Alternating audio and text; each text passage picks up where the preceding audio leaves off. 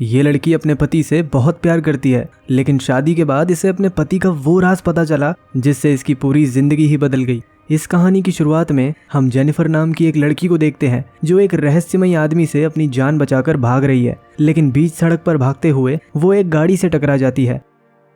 वो गाड़ी वाला आदमी उसे हॉस्पिटल ले जाता है, जहां जेनिफर का पति रसल विलियम्स उसे देखने आता है। डॉक्टर्स उसे बताते हैं कि हादसे में जेनिफर के सर पर चोट लगी थी, जिससे उसकी याददाश्त चली गई। कुछ देर बाद डिटेक्टिव फ्रैंक रसल से मिलते हैं। रसल कहता है कि जेनिफर तो बस बाजार से सब्जी लेने गई थी, जिसके बाद उसे सीधे हॉस्पिटल से फोन आया कि उसकी बीवी का एक्सीडेंट हो गया है। कुछ दिनों बाद जेनिफर को होश आता है। रसल उसके लिए फूल लेकर आया है और वो उसे अपनी और जेनिफर की तस्वीरें दिखाकर याद दिलाने की कोशिश करता है कि वो उसका पति है।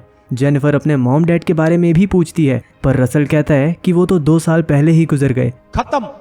वहीं डिटेक्टिव फ्रैंक उस आदमी से पूछताछ करते हैं जिसने जेनिफर को गाड़ी से टक्कर मारी थी। वो आदमी बताता है कि उसने हादसे पर मौजूद एक रहस्यमयी सफेद गाड़ी को भी देखा था, पर वो गाड़ी पलक झपकते ही गायब हो गई थी। रसल अगले कई हफ्तों तक जेनिफर के साथ वक्त बिताता है और उसे बीते कल की सारी बातें याद दिलाने की कोशिश करता है। आखिरकार हॉस्पिटल जेनिफर को डिस्चार्ज कर देता है और रसल उसे अपने बड़े और खूबसूरत घर में ले जाता है। वो जेनिफर को घर से जुड़ी यादों के बारे में बताता है, लेकिन जेनिफर को तो वैसा कुछ भी याद नहीं है, बल्कि उसे तो कई अजीब और डरावनी चीजें याद आ रही हैं। अगले दिन जब रसल जेनिफर के लिए खाना बना रहा था, तब उसे डिटेक्टिव फ्रैंक का कॉल आता है। फ्रैंक उसे बताते हैं कि वो जेनिफर की लापता गाड़ी को ढूंढ रहे हैं और वो अगले दिन जेनिफर से मिलना भी चाहते हैं।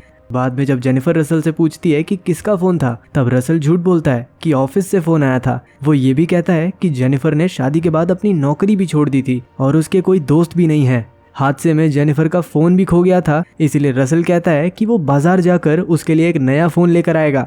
कुछ देर बाद जेनिफर उसकी और रसल की फोटो एल्बम देखकर खुश हो रही थी, लेकिन फिर वो कुछ अजीब देखती है। फोटो में रसल के बाल शीशे में बिल्कुल अलग ही दिख रहे थे, जैसे वो रसल नहीं बल्कि कोई और हो। इससे जेनिफर को रसल पर शक होता है, तो वो तुरंत नीचे जाकर रसल का लैपटॉप खोलती है, लेकिन रसल के लैपटॉप में तो पासवर्ड लगा है। इससे पहले वो कुछ कर पाती, रसल वहां पर आ जाता है जो उसके लिए नया फोन ले आया है, लेकिन उस फोन में सिग्नल नहीं आते। तब रसल कहता है कि ऐसा इसीलिए क्योंकि उनका घर पहाड़ों के बीच में बना है। वहीं दूसरी ओर डिटेक्टिव फ्रैंक को अब रसल पर शक होने लगा था, क्योंकि उनके बोलने के बावजूद भी रसल जेनिफर को उनसे मिलाने के लिए नहीं लाया। तो वो रसल के सेलफोन को ट्रैक करवाते हैं, लेकिन रसल ने जो नंबर दिया था वो गलत था। यहाँ तक कि रसल ने हॉस्पिटल वालों को भी एक गलत एड्रेस दिया था, जहाँ वो नहीं कोई और ही रहता है। उस रात जब रसल जेनिफर के करीब आने की कोशिश करता है, तो जेनिफर को पुरानी यादों की एक डरावनी झलक दिखती है और वो रसल को खुद से दूर कर देती है। इस बात से नाराज होकर रसल जेनिफर को बुरा भला कहता है और फिर नीचे लिविंग रूम में जाकर सारी रात जेनिफर को लैपटॉप पर देखता रहता है।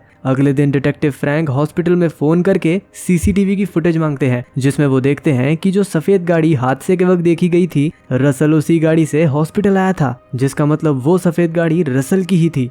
हॉस्पिटल स्टाफ फ्रैंक को बताता है कि रसल के पास कोई आईडी कार्ड नहीं था, इसलिए उसने सिर्फ कुछ तस्वीरें दिखाकर साबित किया था कि वही जेनिफर का पति है। फ्रैंक को यह भी पता चलता है कि जेनिफर के शरीर पर एक टैटू भी है, जिसके बाद वो एक टैटू आर्टिस्ट से मिलते हैं, जो उन्हें बताता है कि उस टैटू का मतलब है एलन। फ्रैंक समझ जाते हैं कि शादी से पहले जेनिफर अपने नाम के आगे विलियम्स नहीं बल्कि एलन लगाती थी। वो तुरंत पुलिस डेटाबेस की मदद से जेनिफर के मॉम डैड का एड्रेस निकालते हैं, लेकिन उस एड्रेस पर पहुंचकर उन्हें जेनिफर के मॉम डैड की सड़ी हुई लाशें मिलती हैं। अगली सुबह जेनिफर रसल को बाजार से कुछ सामान लाने को कहती है और चालाकी से उसका बटुआ चुरा लेती है, जिसमें उसे अपना ड्राइविंग लाइसेंस मिलता है और उसमें उसका मेडन नेम जेनिफर एलन ही है।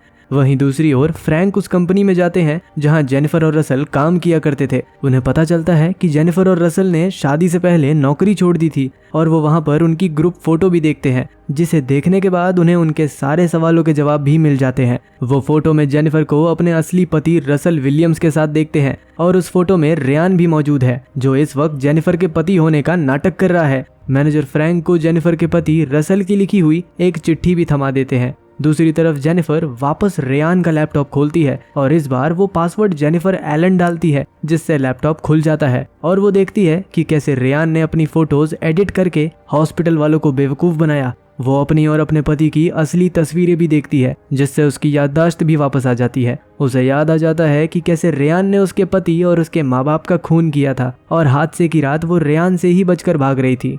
वहीं रास्ते में रेयान को याद आता है कि वो अपना बटुआ घर पर भूल गया, इसलिए वो वापस यू टर्न ले लेता है। जेनिफर इंटरनेट भी इस्तेमाल नहीं कर सकती क्योंकि रेयान ने वाईफाई की तार काट रखी है और उसने घर के दरवाजे भी बाहर से बंद कर रखे हैं। लेकिन जेनिफर बालों की पिन से उन्हें खोल लेती है और बाहर जाकर फोन के नेटवर्क ढूंढने की कोशिश करती है ताकि वो कॉल करके किसी से मदद मांग सके। लेकिन जब वो फोन खोलकर देखती है तो उसे पता चलता है कि रेयान ने उसके फोन के रेडियो ट्रांस रिसीवर्स निकाल रखे हैं, जिससे उसके फोन में कभी भी नेटवर्क नहीं आएगा। पर तभी रेयान वहां पर आ जाता है और वो जेनिफर को वापस उसके कमरे में ले जाता है। लेकिन जब जेनिफर उससे पूछती है कि वो ये सब क्यों कर रहा है, तब रेयान समझ जाता है कि अब उसकी पोल खुल चुकी है, इसलिए वो जेनिफर के पैर को बेड से बांध देता है और वापस बाजार चला जाता है। उसके जाने के बाद जेनिफर पूरा जोर लगाकर खुद को आजाद करती है, लेकिन उसके पैर में चोट भी लग जाती है। वो रेयान के गराज में जाती है जहां वो देखती है कि उसकी गुमशुदा गाड़ी रेयान के गराज में खड़ी है। लेकिन तभी रेयान वापस आ जाता है। जेनिफर भी तुरंत गाड़ी में छुप जाती है।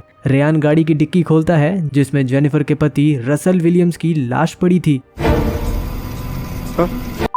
रेयान के जाने पर जेनिफर तुरंत वापस जाकर अपने कमरे में बैठ जाती है, लेकिन इससे पहले रेयान उसके पास आता, डिटेक्टिव फ्रैंक उनके दरवाजे की घंटी बजाते हैं। रसल उनसे जाने को कहता है, लेकिन फ्रैंक उसकी सच्चाई जान चुके हैं और फौरन उसे बंगले का गेट खोलने को कहते हैं। अंदर आने पर जेनिफर फ्रैंक को देख लेती है और उनसे पीछे के दरवाजे से अंदर आने को कहती है, लेकिन रेयान फ्रैंक पर पीछे से हमला करके उन्हें बेहोश कर देता है। वो जेनिफर को भी पकड़कर वापस रस्सियों से बांध देता है और फिर उसे बताता है कि वो हमेशा से ही जेनिफर को चाहता था, लेकिन कभी बोल नहीं पाया और जेनिफर ने उसे नहीं बल्कि रसल को चुना। जिसके बाद उसने जेनिफर को पाने के लिए रसल को खत्म कर दिया और हर उस शख्स को भी मार दिया जो जेनिफर और उसके बीच आया।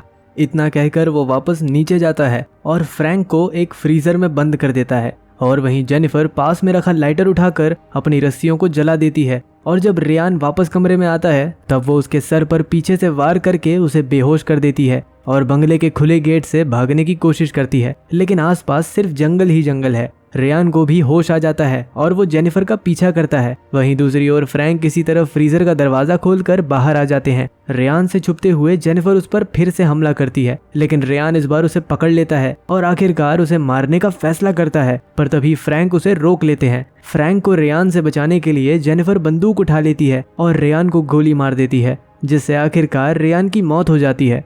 3 महीनों बाद जेनिफर फ्रैंक से मिलने जाती है। वो नए शहर में शिफ्ट करने से पहले फ्रैंक को थैंक यू बोलना चाहती थी और जाने से पहले फ्रैंक उसे वो चिट्ठी भी दे देते हैं जो उसके पति रसल ने उसके लिए लिखी थी, जिसमें रसल ने जेनिफर से अपने प्यार का इजहार किया था। और यहाँ पर यह कहानी खत्म होती है। उम्मीद करता हूँ आपको पसंद आई। चैनल को सब्सक्राइब कर लीजिए क्योंकि मैं रोज़ ऐसे वीडियोज़ लाता रहता हूँ। मिलते हैं अगले वीडियो में।